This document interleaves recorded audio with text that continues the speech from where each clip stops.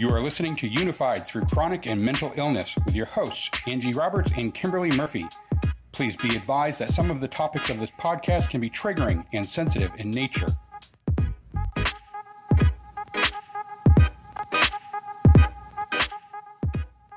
In a study of 71 family annihilators, 59 of them were male and 55% of them were in their 30s when they committed the crime.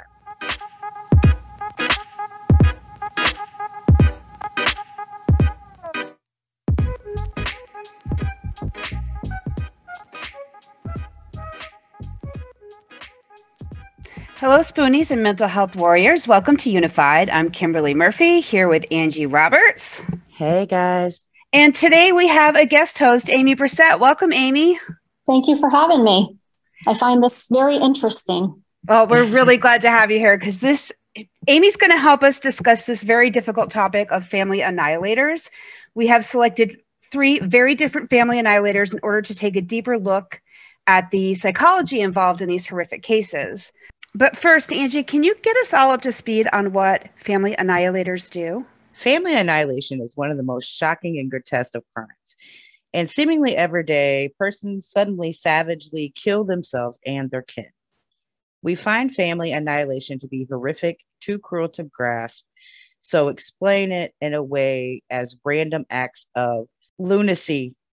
A forensic psychologist, Dr. Burrell, said there are several different reasons why people will commit a mass murder of their own family, including spouse and children. One obvious reason is the person is suffering from some sort of psychosis. There may be hallucinations. They may become delusional and believe this is the way of sparing their wife and children from some horrific events that they imagine might occur. They think that sometimes they think that there are some satanic forces or there's some message that they're receiving from God that says that they need to do these things. I think a lot of people think that that's the case. I know that there's other types of annihilators too. Amy, you did some research on this, right? What did you find out? I did. I found out that there are 4 types of family annihilators. Mm-hmm. One is the self-righteous, and they'll hold one of the parents, the mothers, for example, responsible for the breakdown of the family. And then there's the disappointed killers who believes their family has let them down in some way. So they want to just annihilate them because they're just disappointed in what's going on. There's anomic killers. I think I pronounced that right. If not, I apologize. And they see their family as a symbol of economic success. Mm-hmm. And it's their economic failure that kind of is the demise of the family, and it no longer serves the purpose of the killer. So they want to annihilate them. And then there's the paranoid killers, motivated by a desire to protect their family from perceived threats, like their children being taken away by social services, for example, or by another parent. So those are the 4 types that I came across. There's certainly subtypes under family annihilators, ones that focus on infants, one that's focused on siblings, one that's focused on, the entire family. Mm-hmm. Sometimes they kill themselves, sometimes they don't. That's quite fascinating how many subtypes there are. There's just so much psychology that goes into it as well. Yeah, I ran into that too when I was doing some research, and they did say that familicide was the most common, but it's still extremely rare. So, which is good. Yeah.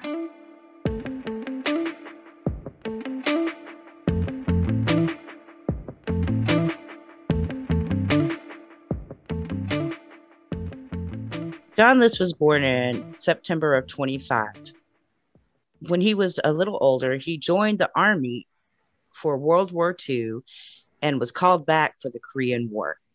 After that, he met his wife, Helen, and they got married. She kept a huge secret from him, and this would bother me. She had syphilis.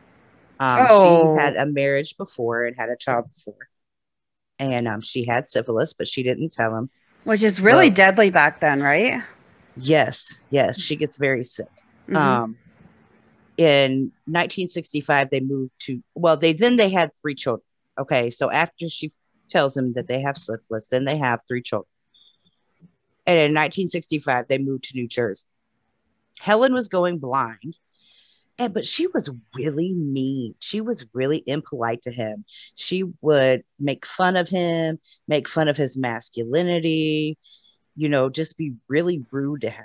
Mm-hmm. And she was also hooked on tranquilizers and alcohol. So here it goes. In November 9th, 1971, List kills his family. It starts out with his wife, Helen, with a bullet to the back of the head. And she was in the breakfast room having breakfast. And then his mom was up in the attic and he killed his mom.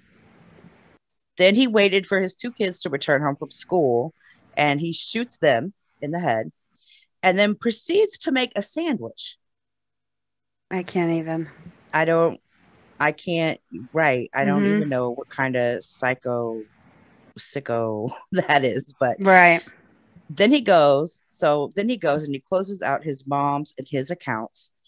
He goes to the school where his 3rd son is playing soccer, watches the whole game, brings the child home, and repeatedly shoots the child. So he leaves the mom in the attic, but everybody else he puts in the ballroom in sleeping bags.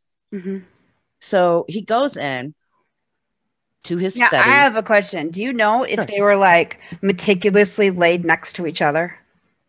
He didn't say if they were meticulously laid, like how they were laid. Right. It was just they were all laid in there. Mm-hmm. I did read that he had OCD, so it wouldn't surprise me. Right. Because he needed everything perfectly placed in his home. Right. Right. He did have OCD. Yes. So he probably did do something to that point, where everything was so neatly put. It was probably, mom, oldest, middle, youngest. Probably, yeah. He left a 5-page note for his pastor, which pretty much said that he killed his wife, and it pretty much admitted to everything that had went on in the house that day. He sent notes to the schools and the employers saying that the kids had a sick grandma that they were going to take care of.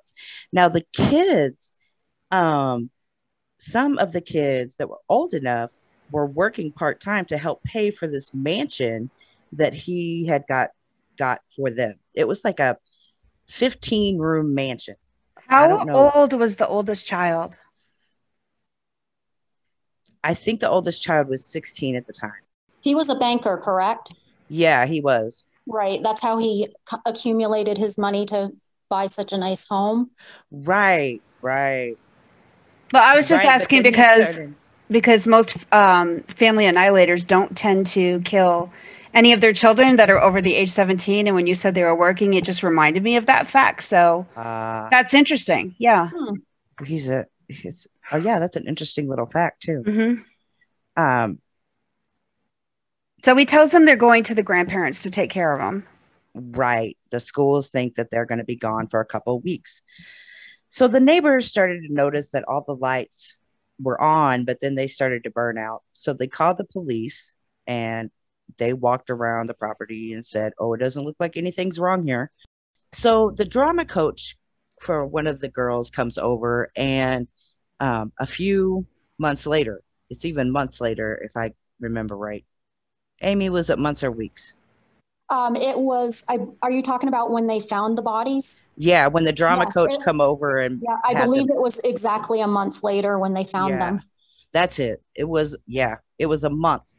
So it was, the drama coach had to come over and, pretty much plead with them at first to do a wellness check and to go inside the house. Well, when they went inside the house, they were shocked at what they had found. They found blood at first, and then they found all the bodies except the mom, and it took them a long time to find the mom upstairs. And he even wrote in the thing to the pastor, "I left my mom up in the attic," and told her exactly where she was placed. Probably because he couldn't carry her down. That's exactly what he said, because she was too heavy to get down. Right, which is just okay. But so of course he was like a prime suspect. But you know what he did? He cleaned the whole house. He took himself out of all the pictures in the house. Okay, so that's weird. Cleaned down the house. Well, he had a reason for that. Right, but they didn't have a very good photo to go on. A very good photo to go off on. Because he took them all. Right. Ah. So they didn't know what he looked like. Right. Right. So they found his car at JFK, and they did some digging to see where he had went from JFK. Found out that he had not went on any flights at all. They found out he had taken a bus to many places. One was Detroit. Actually, this man is from Michigan. Quite interesting. Lovely. Did live in Detroit for a while. So he had taken a bus and he ended up in Denver. He started using a name of an old friend to get different jobs. And he would go through a lot of jobs. And they said, people that they talked to said that he wasn't a nice person. He was very cocky and he was very narcissistic. He never had friends, and he even got fired from jobs because of his attitude and just his haughtiness. That fits the profile. Yep. Right. So in 1989, America's Most Wanted aired the murder of his wife, Helen List. And an amazing artist made a bust from one of the only pictures that they had. And down to the glasses that they found John List wearing was the artist did to a T. Wow. To a T, yes. His neighbor recognized him and said, that's my neighbor. So they called the police. What's really interesting, Angie? Yes. Is that I read that while that program was airing, him and his current wife, because he remarried, were watching the tail end of it. And he was like sweating, he said in an interview, because he didn't want his wife to recognize him. Oh, wow. Yeah. I bet he was sweating. But then his neighbor recognized him, so it all blew up anyway. So many years later. He got away with that for a long time. Yeah, I think it was like 18 years. Right. He killed him in 71, and then he was arrested in 89. Wow. He was arrested June 1st of 89. He still remained saying that he was his alias until the military had taken his fingerprints. So when the fingerprints come back, he came back as John List. Right. So now, what do they feel like the psychology was behind like his behavior? How did they identify him? Well, first of all, he got laid off. So he was really embarrassed because he got laid off. He would go to the train station instead of telling his wife and stuff where he was going and what he was really doing. And also his wife didn't go to church, and he said the kids were stumbling in their Christianity. And then I think the other thing was that he was just so disappointed that his family had let him down in the religious beliefs that they had. They weren't following along. So I think those two things combined made him react the way he did. Yeah, I agree with that. So John List had OCPD, it's obsessive compulsive personality disorder. So, and then he also had narcissistic personality disorder. OCPD, their excessive devotion to work that impairs social and family activities. They just are workaholics. They're fixated on lists and rules and minor details. Perfectionism that interferes with the finishing of tasks. Like they're just so perfect in everything. They can't even finish something because they don't think that it's perfect. Right. That makes sense. Right. I think a lot of OCD people can relate to that. Right. They're rigid from following morals and ethical codes. They have unwillingness to assign tasks unless others perform exactly. They lack generosity. They're extremely frugal without no reason. And they have hoarding behaviors. Interesting. I wouldn't have thought that. Interesting? That is, yeah. The hoarding behaviors, I'm like, that's really interesting. And then how he put the kids all together. And, but see, you can see here where him being laid off would put him in I don't want to say manic state of thinking, but, forensic for a frenzy and yeah. possibly just feeling like, because I imagine if you have such a strong tendency to want to be a provider and you have narcissism and you have, you know, OCD, it's like a perfect storm. Yeah, he would feel like a complete failure. Mm-hmm. And just a tad bit on narcissistic personality disorder, since we already did that one in a past podcast. Mm-hmm. It's one of several types of personality disorders. It's a mental condition in which people have an inflated sense of their own importance, a deep need for excess attention and admiration. They have troubles in all their relationships. Yeah. And they have the lack of empathy for others. They have no empathy or sympathy or anything. Yeah. And are you aware why he didn't kill himself and he only killed his family? I'm not. I didn't read that. Okay. Because in the interview that I listened to, he said that he knew it was a sin to kill himself and that he would go to hell if he did. But he thought because he killed his family, he thought they were going to heaven. And he thought he could plead his case to God so that he could be forgiven and meet up with his family again and that they wouldn't hold it against him. Wow. I mean, that's where I don't understand where they didn't he didn't have a delusional type behavior, because he had I mean, that is kind of delusional. I would think so. But if it's focused on religion, I mean, religion can really motivate people to do and think a lot of things that other people might think are just out there. But I mean, when you're talking about the afterlife, a lot of these people really do think that they're protecting their family. So, yeah. Oh, these people really think they're doing right by their family. I mean, I don't want to say that and people be like, oh, so you think they're right? No, I said they do. They think they're doing right by their family and themselves. Right. I think they think they're saving their families. Yeah. Right. They're really saving them from suffering. Right. Exactly. Yeah. I think so too.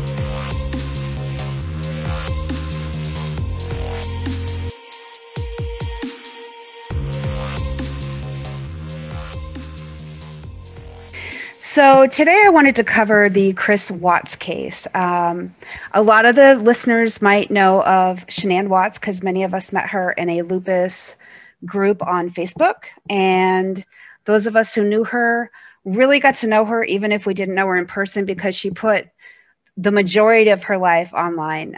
So we got to watch her kids grow up, Bella and Cece. We really got to know what kind of person Shanann was. And she was a wonderful person. Just full of light and a really great mom. And Chris seemed to be the perfect husband. He was completely into her. I remember women online just being like so jealous of Shanann because of how awesome Chris was. He was constantly doing things for her. And, you know, he really seemed to be incredibly in love with her.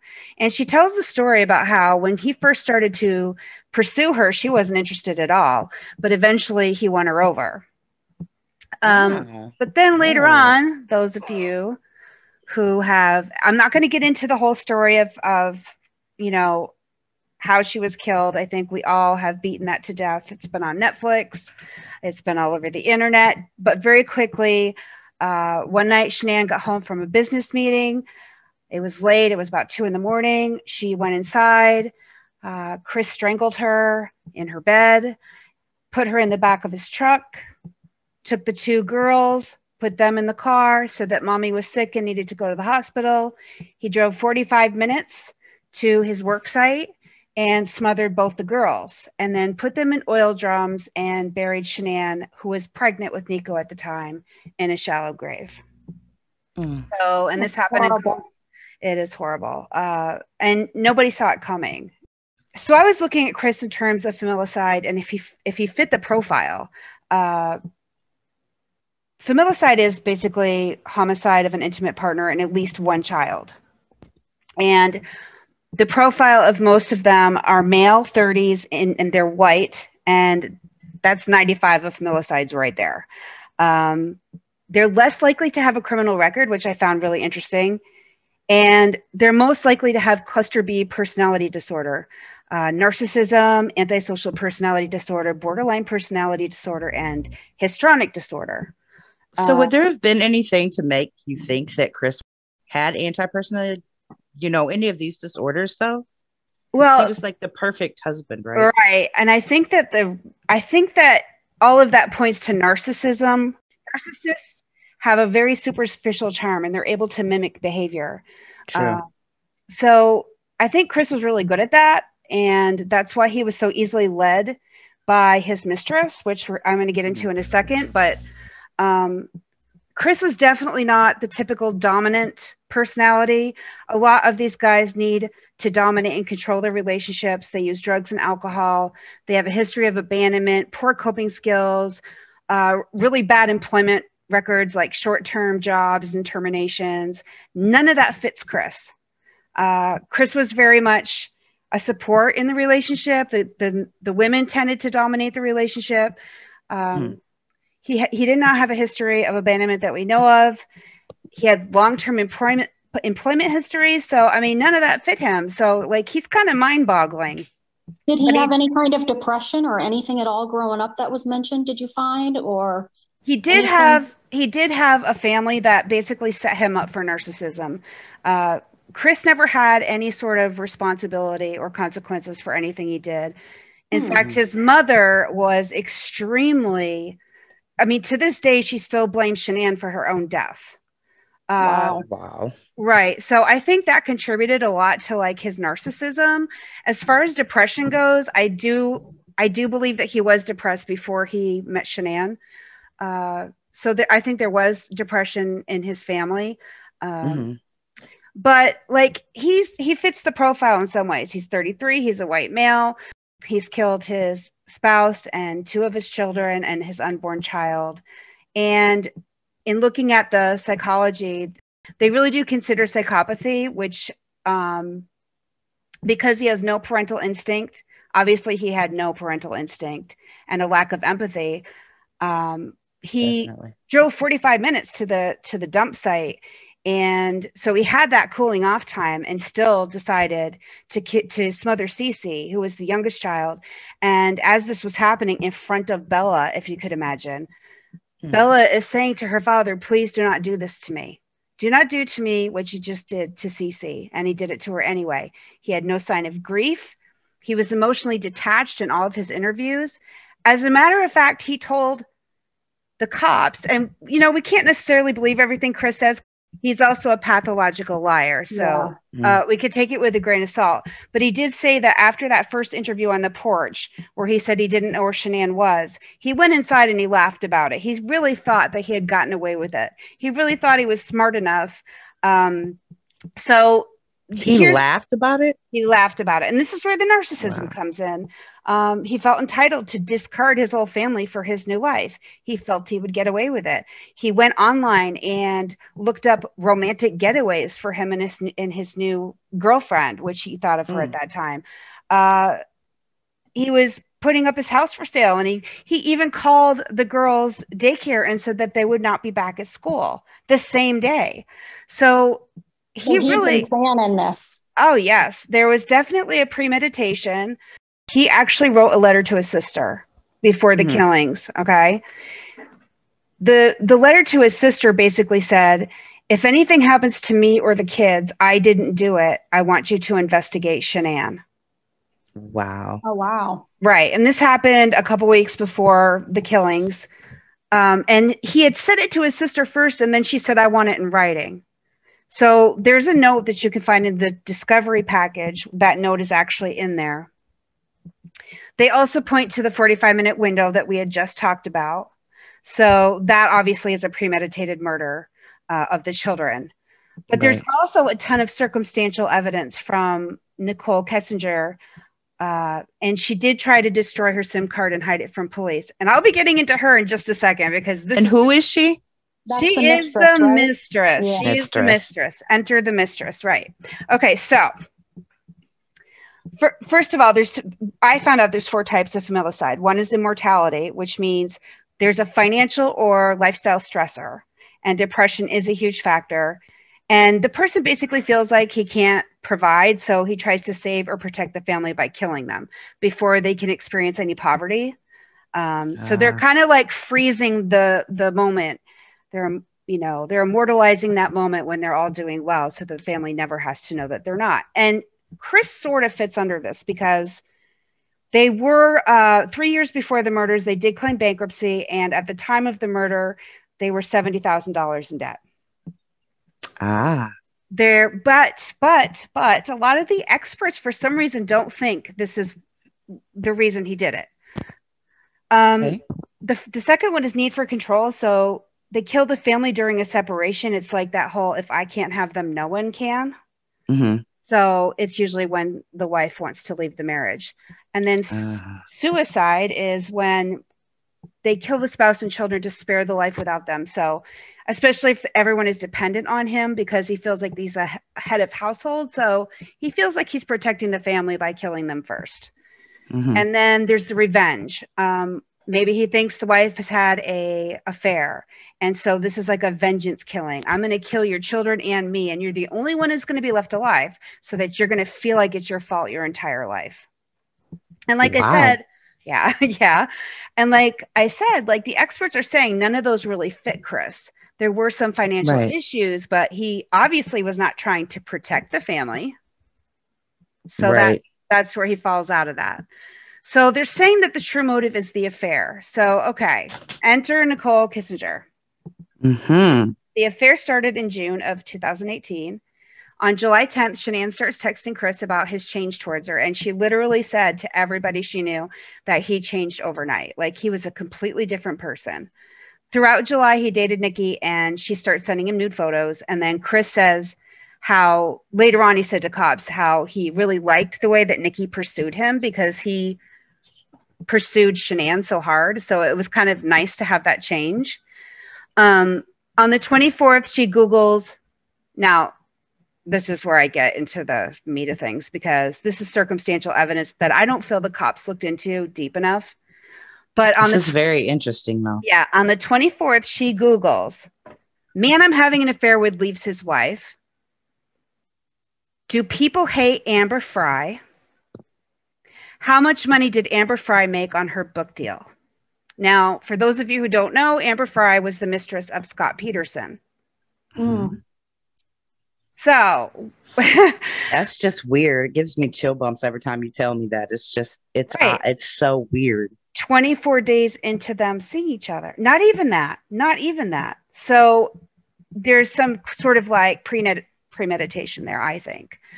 They continue to date, and Chris writes her a love letter on the 30th of that month. August 4th, the situation intensifies with Chris and Shanann because she's away at with her family. She's visiting her family in North Carolina, and she's like, why don't you miss me? Why don't you ever call? She's like completely furious, and she just doesn't get how, he can go days without talking to her. So it's obviously ramping up.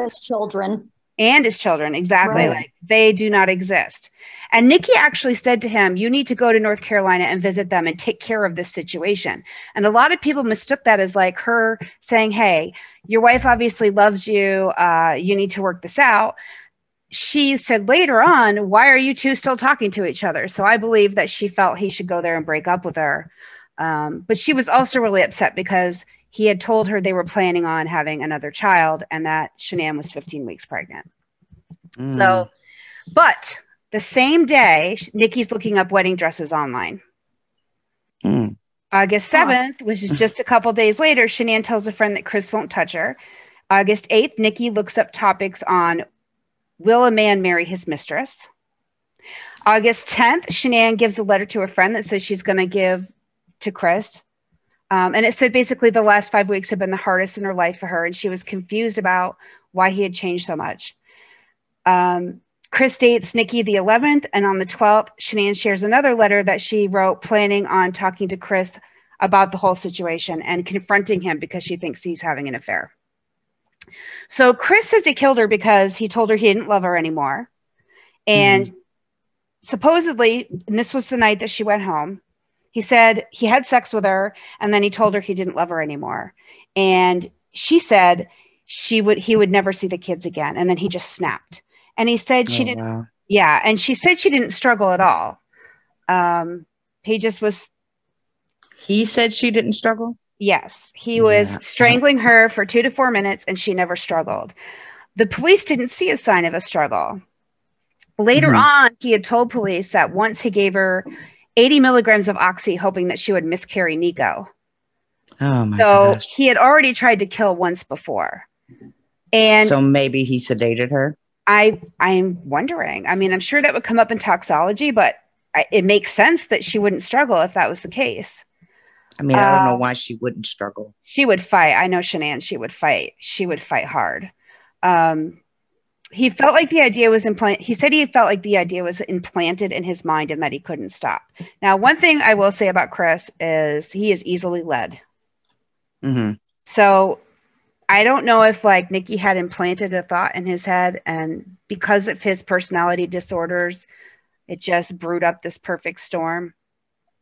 But he said while he was strangling Shanann, he felt like he just couldn't stop. And he was like, he even thought at one point, why can't I stop? Why can't I stop? Why can't I just let go? So was the mistress ever looked at as far as like being like a co-conspirator? No, she actually wasn't. And that's what's upsetting so many people. And so many people want the case reopened because she looked so shady. I mean, and I know it's just circumstantial evidence, but when you look at all the things that she was searching, the fact that she was basically stalking Shanann on social media, the fact that, she looked up Amber Fry's book deal, all of this looks like she was planting seeds. And I'm not going to say it's not Chris's fault, because it absolutely is. It's 100% on Chris. Right. But I do believe she needs to be looked at deeper. She went into hiding. She changed her name. So, but people want this reopened. So, I mean, I don't know. They do say the true motive was the affair. I believe that it was. And I believe, and many experts believe, that if he had never hooked up with Nikki, that Shanann would still be alive today. And so would Bella and Cece. Yeah, wow. I think so too. He was just, like you said, with all his personality disorders, it was like one thing just made the perfect storm for him, because it doesn't seem like he would do it if he was just one, well, I mean, a lot of these people. A lot of psychologists, though, are saying that they don't believe he would have done this if he hadn't met Nicole Kissinger. They don't believe that he would have done it. The videos that I've seen of him, like with his kids, it looked like he was such a good father and so caring, and like there wasn't a problem in the world. So like after all of this happened, it's just amazing to me that there was no signs or anything. And I know. Think that's really a lot different than a lot of these family killings. It does make him very unique in terms of, he really blended well. And I think that Shanann helped him do that, actually, because her being the type of kind of OCD girl that she was and having everything just planned out all the time. And I think she kind of helped him sort of learn how to mimic and learn how to blend. And so they just made this really great couple. But then in the end, it turned against her because Nicole was completely different. And Chris had said that Nicole was the kind of person where he finally felt like he could be himself. But as we know, narcissistic people they don't know who they are. They just don't. They don't know who they are.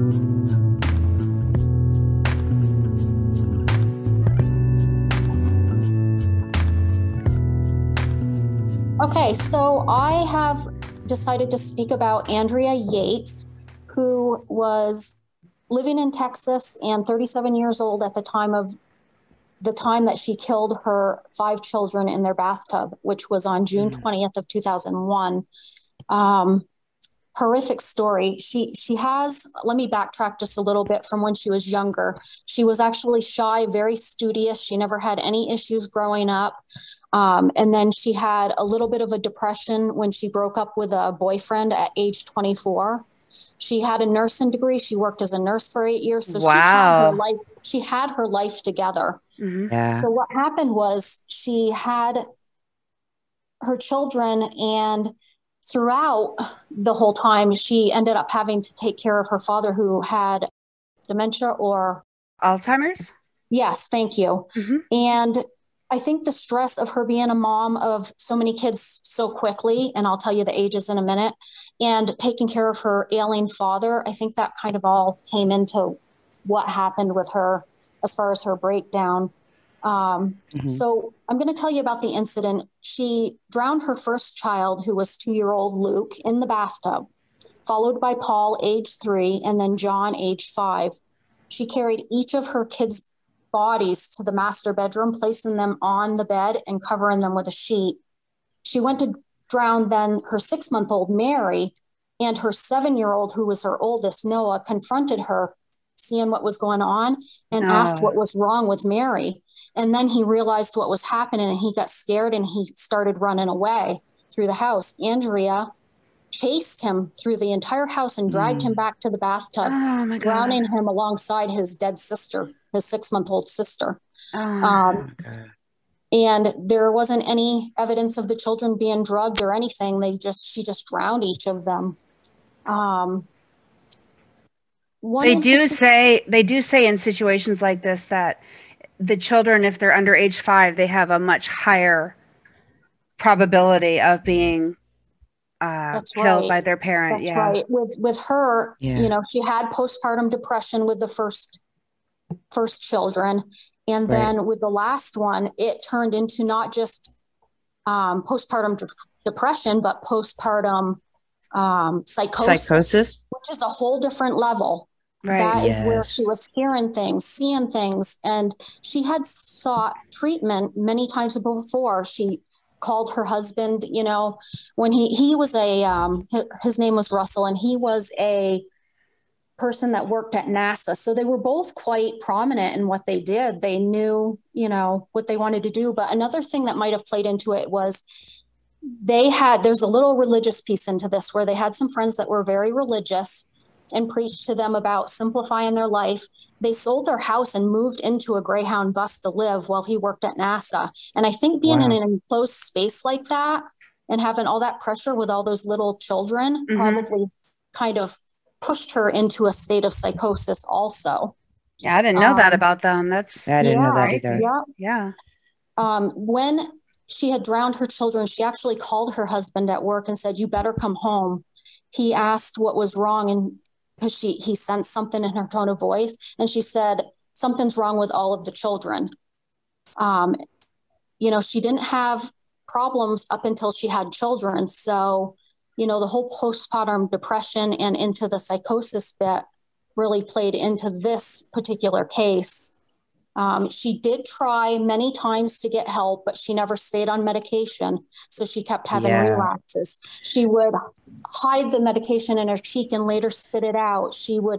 There's multiple times she went in for hospital stays. Right. But she always got back home and kind of picked up where she left off.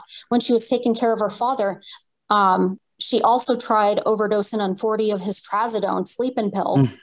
Yeah. So she actually tried killing herself multiple times to save her children, but it just got to be too much for her. And when she finally did it, she said that she heard Satan talking in her ear and that they would be better off and go to heaven if she would just take care of them. She was trying to save them from going to hell. Now, see, I feel really bad for her. And the question I've always had is, why wasn't the husband looked at in any sort of way? I mean, he had some responsibility over this, I would think. But he did try to get her help on multiple times, of getting her to the hospital. He actually moved her and the children in with her parents so that they could look after her because he was so concerned. She wouldn't stay on her medication. Right. But they kept having kids. They kept having children. Did. That's true. Yeah. Yeah. And then the doctor, from what I understand, before the last child, the doctor told her, don't have another child because that is true. That is true. They lead into psychosis. That's right. And they even suggested her doing electroshock therapy, but her husband completely objected to it. See, this is what I don't get. Like, I feel like he kind of stood in her way in some ways.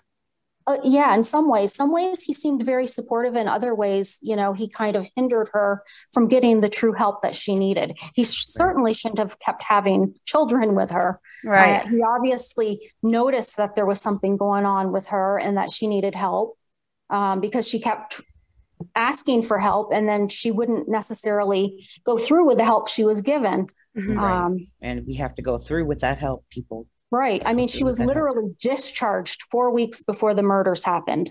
2 weeks before the murders happened, one of her doctors took her off from the drug Haldol, which is a medicine that's treated for schizophrenia. And he said that he thought she had schizophrenia. The doctor said that. Not only psychosis, but schizophrenia.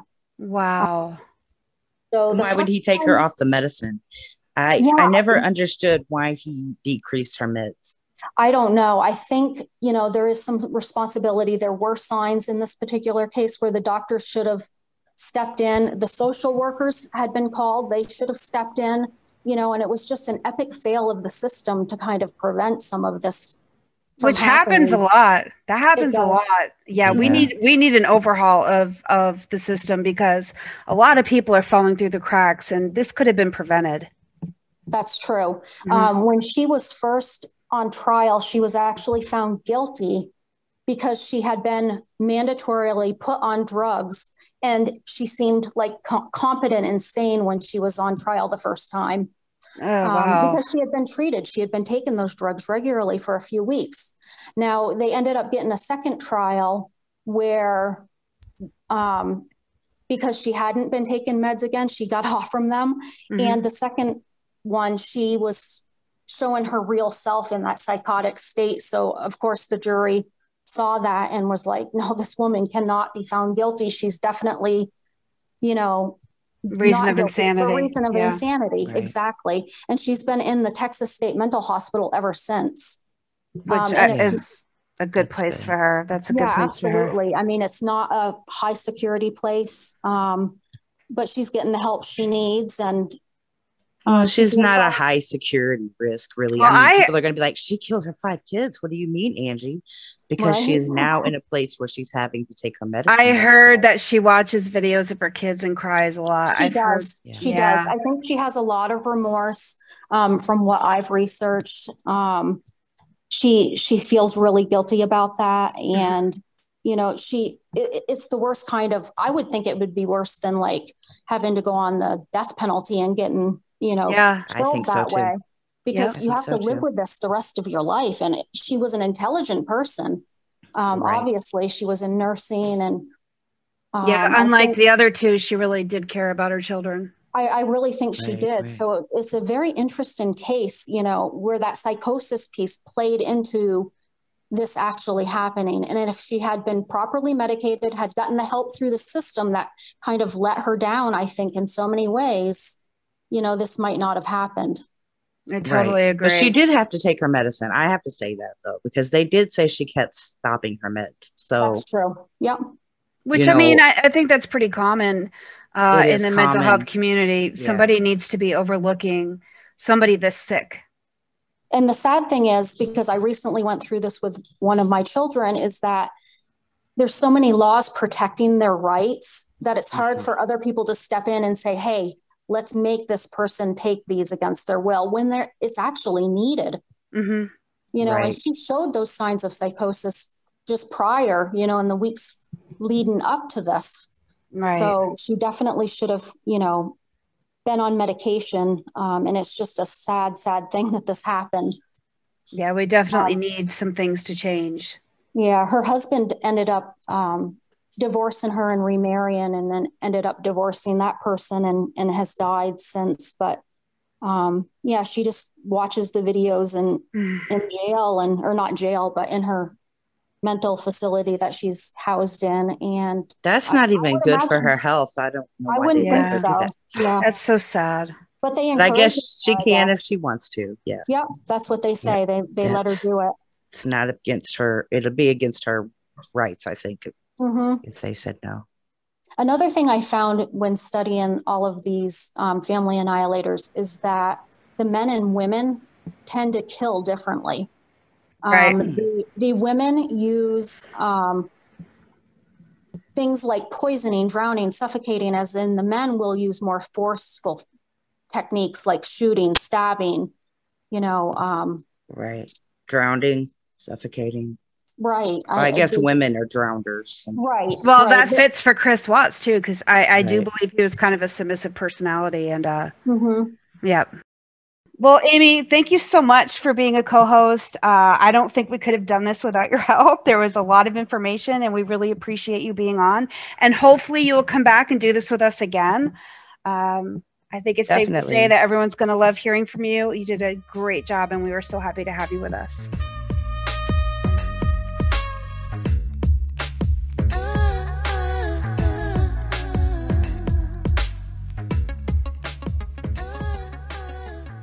I think as a closing thought, it's really important to remember like how incredibly rare these cases are, because I think it's really easy to get caught up in like the terrible realization that you never truly know someone. I mean, other than Andrea Yates, there really wasn't a huge indicator that would even suggest that something horrible is about to happen. I think as a community, we need to pay attention to one another because they all had underlying mental health issues that if anyone had picked up on, it might have helped the situation. Yeah. But I mean, if a spouse doesn't even see it, it's hard to imagine that anyone else would either.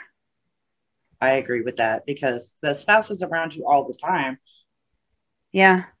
They're like the person that you should, so they should know the what's most. going on, They know your moods. They know how you act. Right. But at the same time, they also know you the best, so they know how to fool you.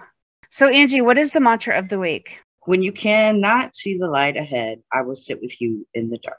And remember, guys, we are stronger together.